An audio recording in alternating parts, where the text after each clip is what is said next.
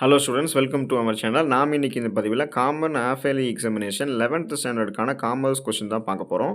இந்த கொஷினை பார்க்காம எக்ஸாமுக்கு போயிடாதீங்க. உங்களுடைய மார்க் அப்புறம் கம்மியாக தான் ஆகும். இந்த கொஷினையும் பார்த்துட்டு போங்க, உங்களுடைய மார்க் அதிகமாக இருக்கும். நீங்கள் இப்போ தான் நம்மளுடைய சேனலுக்கு புதுசாக வந்திருக்கீங்கன்னா மறக்காமல் நம்மளுடைய ஸ்கூல் நியூஸ் தமிழ் சேனலை சப்ஸ்கிரைப் பண்ணி சப்போர்ட் பண்ணுங்கள். பக்கத்தில் இருக்கக்கூடிய பெல் பட்டனையும் கிளிக் பண்ணி ஆல் அப்படின்ற ஆப்ஷனையும் செட் பண்ணிக்கிட்டீங்க அப்படின்னா உங்களுக்கு வேண்டிய எல்லா அப்டேட்ஸும் நோட்டிஃபிகேஷன் அடிக்கடி வந்து சேரும். டிஸ்கிரிப்ஷனில் வாட்ஸ்அப் சேனல் லிங்க் இருக்கும், அந்த சேனலை ஜாயின் பண்ணிக்கோங்க. உங்களுக்கு வேண்டிய எல்லா அப்டேட்ஸும் நோட்டிஃபிகேஷன் சம்மந்தமான தகவல்கள், குறிப்பாக கொஷின் ஆன்சர்ஸு எல்லாமே உங்களுக்கு வந்து சேரும். வாங்க இப்போ நம்ம வீடியோக்குள்ளே போயிடுவோம். இப்போ காமர்ஸ் பொறுத்த வரைக்கும் பார்த்தீங்கன்னா 1 மார்க் ரொம்ப மேஜர் ரோல் ப்ளே பண்ணுதுங்க இல்லையா? ஸோ இந்த ஸ்க்ரீனில் தெரியக்கூடிய 1 மார்க் நீங்கள் படிங்க. அட்லீஸ்ட் நீங்கள் இது வரைக்கும் எந்த 1 மார்க்கும் படித்ததில்லை அப்படின்னாலும் பரவாயில்ல, இதுக்கப்புறமாவது இந்த 1 மார்க் படிங்க. ரொம்ப 1 மார்க் இம்பார்ட்டன்ட் ரோல் ப்ளே பண்ணுது. இப்போ சப்போஸ் நீங்கள் அதிக மார்க் எடுக்கிறதுக்கு மாங்குன்னு எழுதணும்னு அவசியம் இல்லை. அசால்ட்டாக ஒரு 20 மார்க் தட்டி தூக்கிட்டு இந்த 1 மார்க்கில் எடுத்துகிட்டு போயிட்டே இருக்கலாம். ஒவ்வொரு கொஷினுமே இம்பார்ட்டன்ட் தான். ரொம்ப வீடியோ பாஸ் பண்ணி கூட அந்த கொஷின்ஸ் நீங்கள் நோட் பண்ணி தெளிவாக படிச்சுக்கோங்க. புக் பேக்கில் இதுக்கான ஆன்சர்ஸ் கீ இருக்கலாம். ஒரு சில கொஷின்ஸ் உள்ளே இருக்கலாம். இந்த சென்ட்ரல் பேங்க் ஆஃப் இந்தியானா என்ன, which is the fastest means of transport, இந்த மாதிரி ஈஸியாக நீங்கள் அப்ரோச் பண்ணுற விதத்தில் தான் கொஷின் பேப்பரில் 1 மார்க் இருக்கும். சிங்கிள் லைன்லேயே கொஷின் பேப்பர் பார்த்தீங்கன்னா அந்த 1 மார்க்கில் கேட்டிருப்பாங்க. ஒவ்வொரு 1 மார்க்குமே இம்பார்ட்டன்னும் போது 1 மார்க்கில் ஈஸியாக நம்ம மார்க் எடுத்துலாம். மாங்க எழுத வேண்டிய அவசியம் இல்லை. ஆமாம் தானே? ஸோ அதனால் ஸ்க்ரீனில் தெரியக்கூடிய 1 மார்க் நல்லா படிச்சுக்கோங்க. இதுக்கெல்லாம் ஆன்சர்ஸ் ஸ்கூல் புக் பேக்கில் இருக்கும். ஒரு சில கொஷின்ஸ் ஸ்கூல் புக்குக்குள்ளே கேட்கலாம்.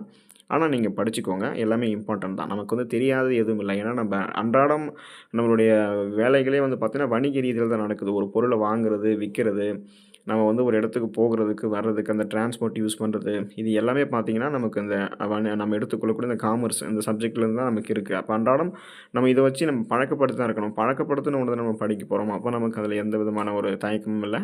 இப்போ ஜிஎஸ்டி ஸ்டாண்ட்ஸ் ஃபார் என்னென்னா goods and services tax. So இந்த மாதிரி ஈஸியாக தான் உங்களுக்கு இருக்கும் அப்ரோச்சு. படிச்சுக்கோங்க. தென் பார்ட் 2 போனீங்கன்னா 30வது question compulsory. What types of companies does Mudra bank lend to, அது என்னென்னு படிச்சுக்கோங்க. அது எழுதிட்டு மீதி இருக்கக்கூடியதில் 6 கொஸ்டின் எழுதணும். ஆனால் நீங்கள் படிக்கும் போது எல்லா கொஸ்டினுமே சாய்ஸ் விடாமல் படிச்சுக்கோங்க. எழுதும் போது வேணால் சாய்ஸ் விட்டு எழுதிக்கலாம். What is mean by barter system, define commerce, what are the non corporate enterprises, give 2 examples of departmental undertaking, what is health insurance, what is mean by BPO, write any 2 examples of post office savings schemes, what is mean by contract, what do you mean by goods and services tax, இது மாதிரி எழுதிக்கோங்க. தென் part 3 வந்தீங்கன்னா 73 mark எழுதுகிறோம். 40வது question compulsory. R offers to sell his car, அந்த sums ரிலேட்டடாக இருக்கும். So அந்த சம் போட்டுக்கோங்க.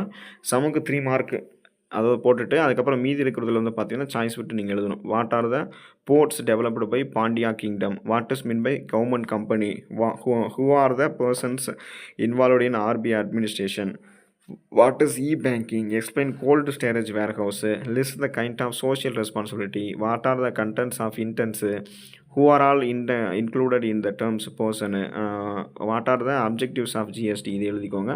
தென் இது முடிஞ்சதுக்கப்புறம் பார்த்தீங்கன்னா பார்ட் 4 வந்தீங்கன்னா அங்கேயும் 5 மார்க் கேட்டிருக்காங்க இல்லை. எய்தர் ஆர் ஆப்ஷன்ஸில் தான் அந்த 5 மார்க் இருக்கும்.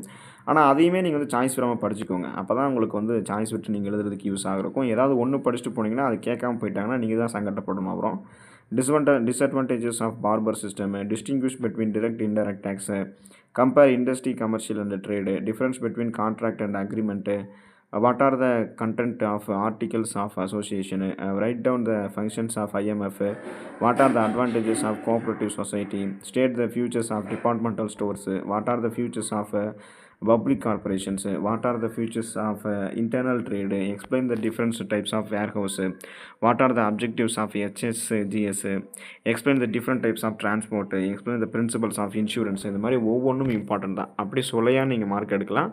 விடாமல் படிச்சுக்கோங்க. எல்லா கொஷின்ஸுமே படிச்சுக்கோங்க. அப்போ தான் நீங்கள் சாய்ஸ் விட்டு, ஏன்னா எல்லாமே படிச்சுட்டு போயிட்டோம்னா நம்ம அப்புறம் எது நமக்கு தெளிவாக தெரியுதோ டைமுக்கு ஏற்ற மாதிரி நம்ம நல்லா எழுதிக்கலாம். ஸோ எதுவுமே படிக்காமல் போயிடாதீங்க, விட்டுட்டு போயிடாதீங்க. எல்லா கொஷினும் படிச்சுக்கோங்க.